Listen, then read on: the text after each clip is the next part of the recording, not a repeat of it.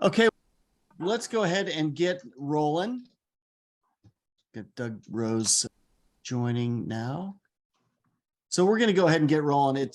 I really appreciate y'all being here. I'm wearing the t-shirt that says 1st Squadron 91st Cavalry, and that was our unit in Afghanistan. And July 27th is a very significant day for all of us during that deployment, because it was the day that we had our biggest firefight.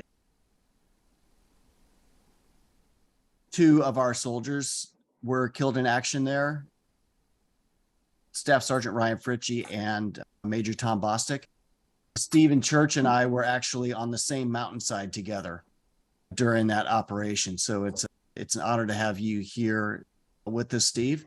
And so what I'd like to do is give everybody a little sense of who Ryan Fritsche and Tom Bostick were. So we've got a couple of videos that are hot off the press I'm going to show, and then talk about why now is the most important time to support our 800 paratroopers, and why they're actually entering the most dangerous part of their lives, and why your support's so vital. So with that, I'm going to begin with the video about Ryan Fritsche.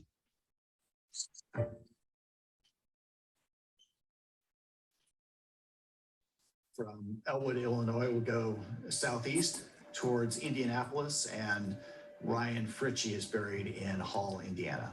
When I think of Ryan Fritsche, I think of benevolence, because that's the word that comes to mind for me the most. Benevolence is this combination of good grace, good spirit, wanting to make everybody feel like a winner, doing what's best for each individual.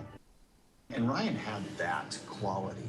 Ryan is a staff sergeant, also in infantry. When he first came to the unit, he was our schools NCO, so the person who got people to professional schools. And this is a big deal because promotions and qualifications, all of these things are tied to getting the right schools. Our unit had just reflagged from heavy cavalry tanks to airborne.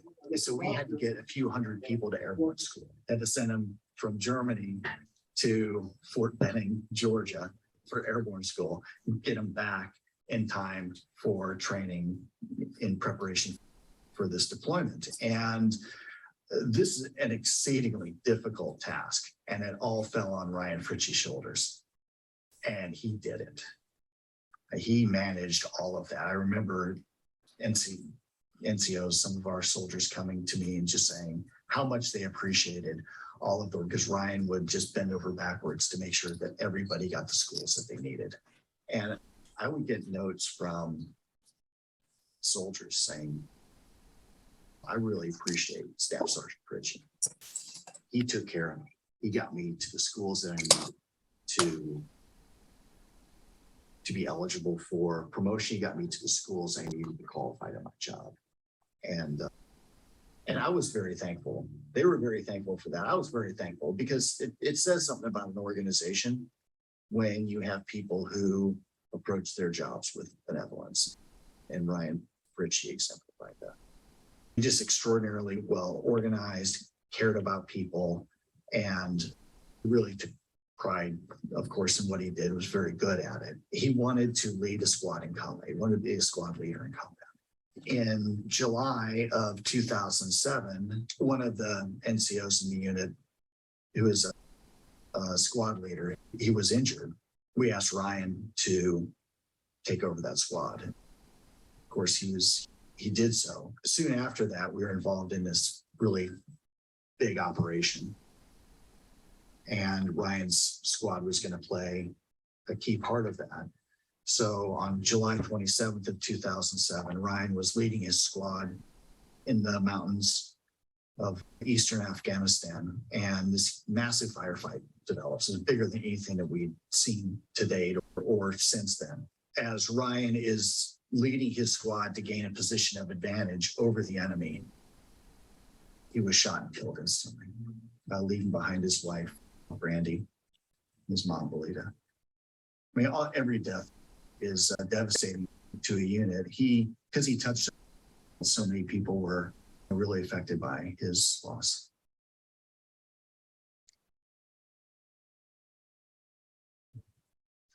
And now about Tom Bostick. South from Minersville to Arlington National Cemetery, and that's Tom Bostick's final resting place. When I think of Tom Bostick, I think of trustworthiness being both in your character and in your competence, and in your ability to set the example that you want other people to follow. Tom, also one of my troop commanders. Four of the 6 paratroopers were leaders, captains at the time, and non-commissioned officers. And it was part of our expectations as a unit that leaders set the example, and leaders are the forefront of the fighting. And Tom was the same way. That's how he led. That's how he expected his soldiers to lead. He had been on multiple deployments. Tom was the best combat leader I'd ever met. Just watching him orchestrate artillery, airstrikes, the movement of his platoons in these firefights, he was just gifted. Yeah, it was like poetry. He was just so. As a captain, as a company commander, Tom, he was the best soldier in the unit. He was tactically skilled. He had an extraordinary character, set the example. And he was able to communicate with people in ways that just made things stick. And so you remembered your conversations with Tom Bostick because he could be very colorful. I just had a tremendous amount of faith, of course, in Tom and so did his soldiers. He was loved and respected by everybody. And he was in the toughest part of our area because I knew that they were the ones that were going to be able to handle that. And we've been in multiple firefights up to that point, and Tom every time is just absolutely masterful. On July 27th of 2007, we were in this big firefight, biggest one we'd ever had. I'm on a mountain about 5 miles away, so I can hear Tom just orchestrating this fight where there's probably, 200 plus insurgents, maybe more, up in the mountains, and Tom's unit is in the valley floor. This firefight goes on for about 4 or 5 hours. And Tom, again, is just masterful leading this fight. Then the whole valley just got quiet around, 12 or 1 o'clock. And I remember talking to Tom on the radio. Bulldog 6 is Saber 6. So Bulldog 6 is his call sign, Saber 6 is mine. Bulldog 6 is Saber 6. What's the situation? And Tom, of course, gave me a great update, let me know what was going on. He had some soldiers wounded. We'd gotten them medevaced out, and he was getting ready to continue the mission. And he starts coordinating, giving direction, orders to his units to do that. And after about an hour or so of silence, I hear this gigantic, boom that echoes down the mountain valley. And his firefight renews to even bigger intensity, greater intensity than before. And I hear a radio transmission that says the CP's been hit. The CP meant command post, which meant Tom was under direct fire. I waited for a bit. I don't want to bother him while he's fighting for his life, of course. And I wait for a bit, and then, I pick up the radio, Bulldog 6 is Saber 6. No answer. Bulldog 6 is Saber 6. No silence. Bulldog 6 is Saber 6. What I heard next, on the one hand, made me really proud, where his sergeants and his lieutenants are calling in air and artillery strikes and taking the fight to the enemy, just like Tom taught him how to do. So on another level, I knew you can never fully prepare for a situation like that, where you feel that your only choices are, I ask somebody to sacrifice themselves so that the rest of us can have a chance to get to a different position, to reposition and take the fight to the enemy, or do it myself. You can never fully prepare for that kind of choice, knowing that either you are going to put yourself in a situation you might not walk away from, or you're going to ask somebody else to put themselves in a situation where they may not walk away from. No way to prepare fully for that in that exact circumstance, but everything Tom did in his life prepared him for that day. And when he saw that situation in which the only way that everybody else is going to survive is if he put himself at risk. And so Tom ordered the rest of the people in his command post to reposition to a place where they can keep taking the fight to the enemy. And then Tom single-handedly counterattacked that enemy force, drew their full attention towards him. And the rest of his team was able to get to that position and then keep calling air and artillery strikes in on the enemy and taking the fight to them. And the boom that I heard was a rocket propelled grenade that killed him. Tom, for his valor, was awarded the Distinguished Service Cross, which is our nation's second highest medal for valor.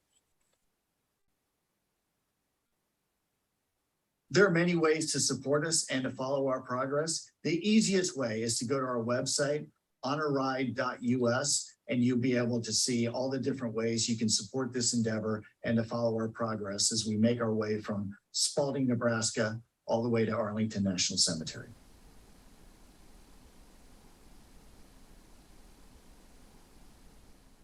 So those are a couple of videos that we put together. I think Dan and Dara did a wonderful job. I put the website link in the chat room. The Sabre 6 Foundation ride is about supporting two groups of people. The first one is the 800 paratroopers from our unit who were deployed with us to Afghanistan. Those 800, their families and their descendants, and Milwaukee area youth who are probably first generation youth aspiring to go to college and then to serve the public afterwards. So those are the two constituencies that we want to support. I'd like to talk a little bit about the 800 and why this time in particular is so vital for those 800 paratroopers and their families and their descendants. These 800, so about 800 paratroopers or so in our unit in that deployment in Afghanistan, they come from all walks of life. They're men, they're women, they're from all ethnic and racial backgrounds, socioeconomic backgrounds. You can imagine people who were born to wealthy families and others middle class and others to poor families. Some have master's and bachelor's degrees and others have high school diplomas and GEDs. They spent 15 months in combat. All of them spent 15 months in combat during that deployment. And these were in locations where every one of our outposts was under fire, every single one of them. Some more than others, but they were all under fire. They weren't in the massive bases where they're perfectly safe. They're remote outposts. They're pooping in barrels and peeing in tubes for 15 months and under fire during that time. Some, of course, have multiple deployments, and many of them are, or most of them are about age 35 to 45. So that's the median range of ages of our 800. Some are still in the military, but most have gotten out. Most of them are married and have kids. A lot of them are divorced. And part of the reason for that is you don't go into a situation like that and stay there for 15 months without being affected by that. I've got post-traumatic stress. And I would imagine that everybody has got some form of post-traumatic stress after a period of time like that. And they're entering the most dangerous period of their lives. And I'm going to describe why that is. Happiness, according to a number of studies, happens on a U curve. So if this is happiness, so the y-axis is happiness and the x-axis is age, and you have 20, 30, 40, 50, 60. Happiness, according to a number of studies, happens on a U. And let me just adjust the 60 a little bit out there. Okay.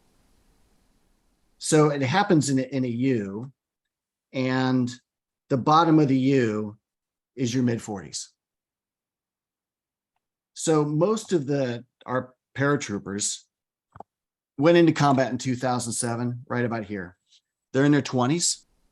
They are probably at the happiest times of their lives. And they are in a situation where they have this acute sense of belonging. They are in harm's way. They are with a group of people that they know, that they love, that they trust. And they have this acute and deep sense of belonging. After that deployment, or after serving in the military, they leave the military. And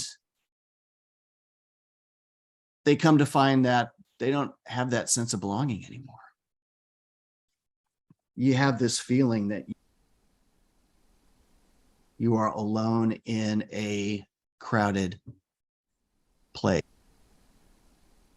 You don't feel that sense of community. You don't feel that you are in a community in which you belong and they've got your back. Folks around you just don't understand what you've been through and what you've done. And you start to believe that the most significant and best time of your life is in the rearview mirror. And as you can't go forward when you are fixated on the rearview mirror. This is part of the reason why in Afghanistan and Iraq combined, there are about 7,500 service members who were killed. Among the post 9/11 veterans, over 30,000 of them have died by suicide. 4 times the number have died by suicide than were killed in combat. And as you look at this happiness curve, where people are right now between their mid 30s and their mid 40s, they're in a danger zone. And what I want to do with this foundation, what I want to do with the Sabre 6 Foundation is to let people know that, yeah, we all know and love each other because we were a part of the same unit, but you still belong to this community. You still belong to a community that's got your backs, and not only has got your backs, but we've got the financial resources to help you achieve your dreams. Because I want our 800 and their families and their descendants not to have to look in the rearview mirror, not to fixate on the rearview mirror, but to look through the windshield. And when you're looking through the windshield is when you can go forward, when you are able to create your dreams and to know that somebody's got your back to help you achieve them. And that is what the Sabre 6 Foundation is all about.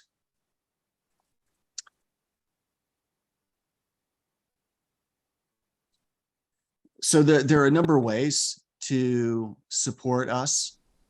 Steve just, I don't know if you just see it in the chat. Steve Church just wrote that we had somebody died by suicide. from his company that was with us during the deployment. So I appreciate you letting me know that, Steve, and I'll talk with you. I'd like to speak more with you about that offline.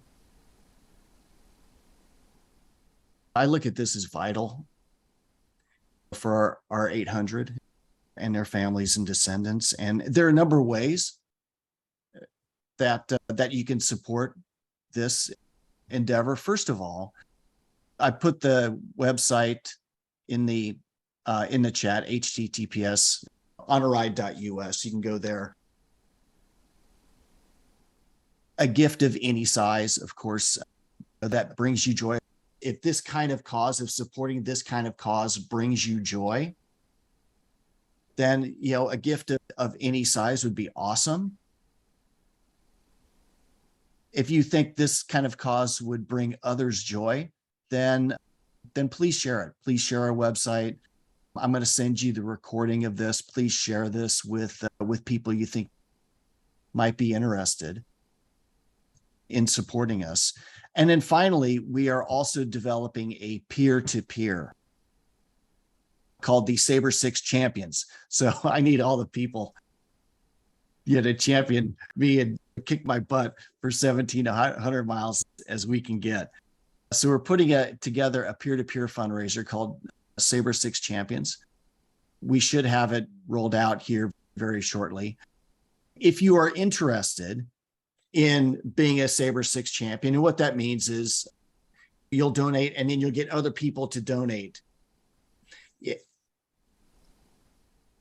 You'll bring other people on your team to donate, and then there'll be certain prizes along the way. Those will include like a Saber 6 Foundation t-shirt,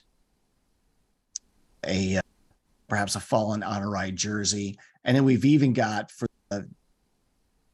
even working on some awesome trips to Mexico, Hawaii, and Africa for people that really bring in a lot of support. So if you are interested in being a Saber 6 champion, there's no obligation here, but just send me an email or just write down, go in the chat and just put yes, and we'll put you on the list. And then when we're ready to roll it out, we'll let you know it's there. And then you can make the choice to sign up or not sign up. Yeah. So just go ahead in the chat, hit yes. We'll keep you on the list or send me a note. So we're at about 11:54. I'd like to just pause right now to ask for your questions.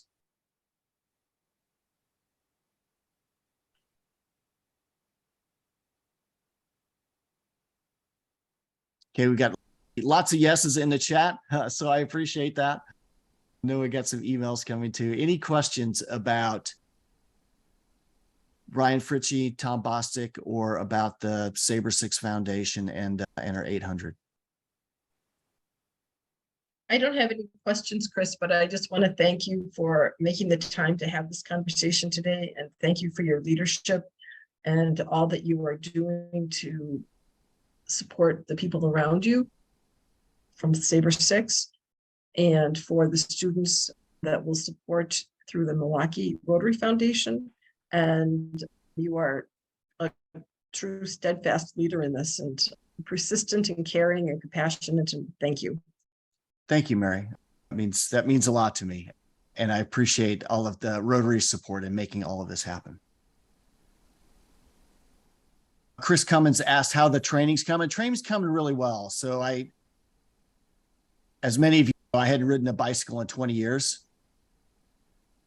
When I made the decision I wanted to do this endeavor. So that was April of 2021. So I bought a road bike, hired a cycling coach so I could to shorten my path to success and try to help me be successful. And I started telling people so I don't chicken out. So we're about 2 months away, less than 2 months away from Jump Street. And I did 100 miles on Memorial Day in honor of our 6 paratroopers. Felt great afterwards. And I've got some great mentors. So Kate, who's here, has been a super mentor for me. in getting me ready for this. And physically, I feel great. The key now is just maintaining the fitness, staying in shape, and of course, staying healthy and staying safe. So thanks for your question, Chris.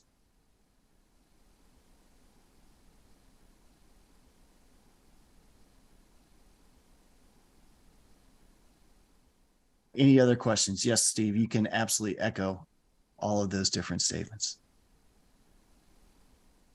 Yes, sir. If I could, I just want to take a minute to echo some of your statements about Tom Bostick in particular. I had the honor and privilege of being his soldier.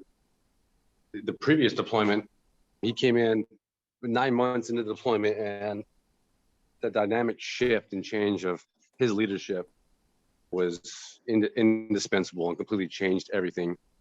We had lost some Legion Company soldiers prior to his arrival, and his ability to lead us, no more casualties, not one wounded happened after he came. And that was because of his ability to strategically and tactically to change everything in the Gombaz Valley, which was closer to the Kandahar region at the time. So I do want to echo the statement. Cam Bostick was easily the best company commander that I ever had. So as you know, I was sitting right next to you when you found out of his death, and it was hard for the Legion Company men who knew him from the previous deployment. I, for one, was very happy to know that he was deploying with me again, and was quite heartbroken at his passing in that battle. But I also want to say, for those who don't know, Colonel Kalenda, the day that the battle happened, couldn't have asked for a better leader. Composed, professional, sound mind, leading a fight from a mountaintop with a map and a radio. And I couldn't have asked for a better leader, and very honored to be next to you during that time, sir. I want to say that. Yeah, thanks, Steve. I remember it well, and it was an honor serving with you and having you at my side at that difficult time. Thank you.